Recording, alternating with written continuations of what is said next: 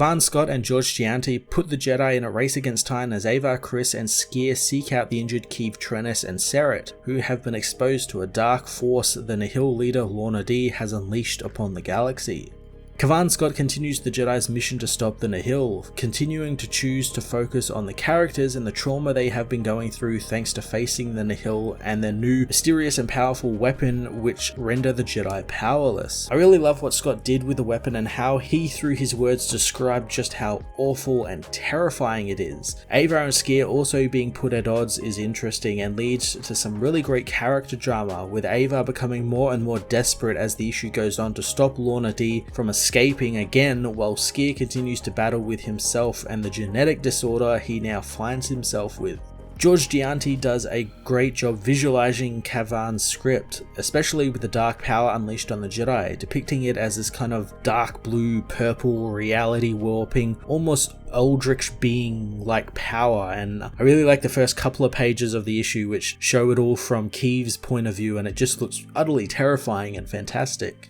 Star Wars The High Republic issue 11 was a great beginning to the final story arc for the first phase of the comics, pitting the Jedi against threats they cannot see as well as threats from within themselves, leading to a character focused issue that doesn't disappoint. I'm going to give this issue a 10 out of 10.